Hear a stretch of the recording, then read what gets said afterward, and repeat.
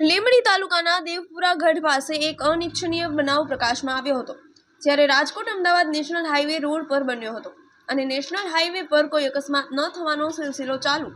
લીંબડી તાલુકાના દેવપુરા ભાલ ગામના પાટિયા પાસે ઇકો કારમાં સવારે મહિલાનું ટાયર પલટી જવાથી મૃત્યુ થયું હતું અને અન્ય 8 લોકો ઘાયલ થયા હતા.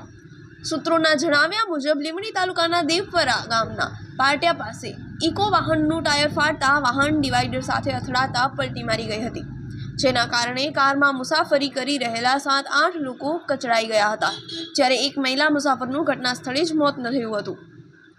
તમામ ઇજાગ્રસ્તોને સારવાર માટે સરકારી હોસ્પિટલમાં દાખલ કરવામાં આવ્યા હતા. ઘટનાની માહિતી મળતા જ પાણશીયા પોલીસે ઘટના સ્થળે પહોંચી તપાસ હાથ ધરી છે.